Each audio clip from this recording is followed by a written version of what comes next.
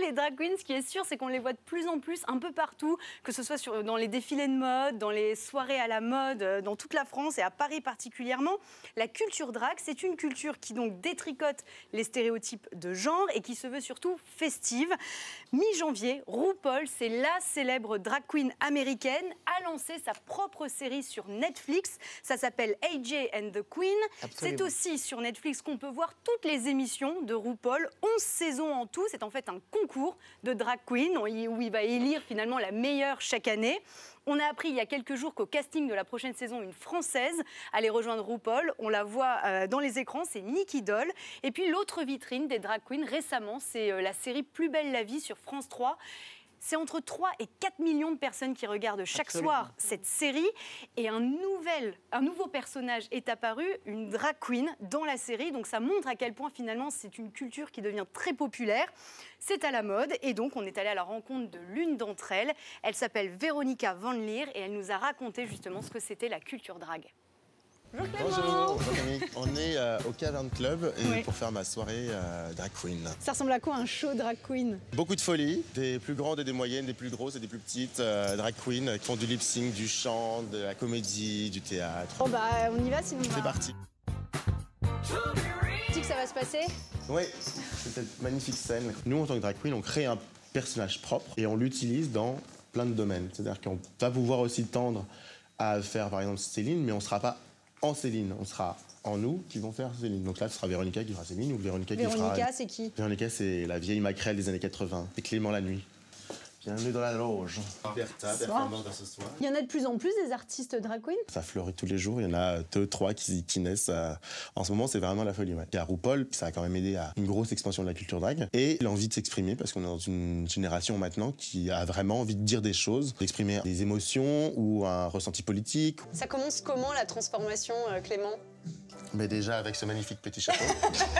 Maintenant, je vous appelle Véronica. Non, je peux pas encore. continuer, je peux continuer avec Clément? Je me sens vraiment Véronica à partir du moment où mon make-up est fait. Elle est née quand, Véronica? Elle est née par hasard il y a 7 ans. Je suis tombé sur une vidéo de drag queen sur internet. Je faisais un show et j'étais genre, ah, c'est intéressant ça. Et du coup, c'est comme ça que vous avez découvert l'univers drag queen? C'est ça. C'est combien d'heures de préparation? En moyenne, c'est 3 heures. Pour une préparation complète, après, make-up, entre 1h30 et 2 heures.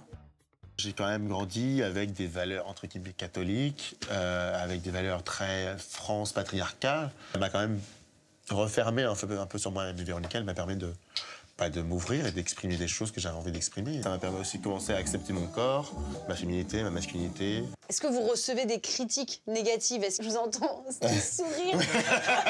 Comment dire oui.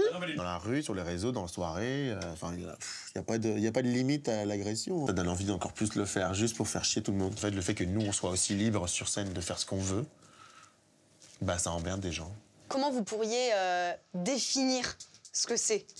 Le drag, c'est un art performatif et militant. C'est la lutte contre les idées de genre et les idées de sexualité. C'est-à-dire que vous soyez une femme, un homme, une personne non-binaire, une personne à genre, en fait, vous êtes ce que vous êtes. Et c'est à vous de vous définir et pas aux autres de vous définir.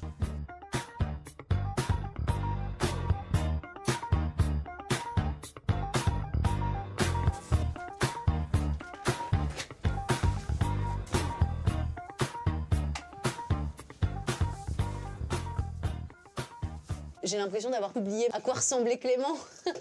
Ça marche alors. Est-ce que Clément pourrait vivre sans Véronica? Oh bah oui, il le peut. Mais c'est moins fun.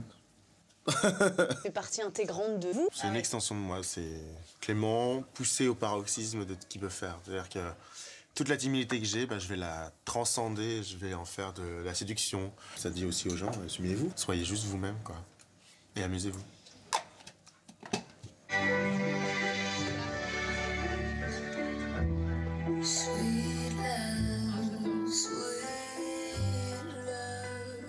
Trapped in your love,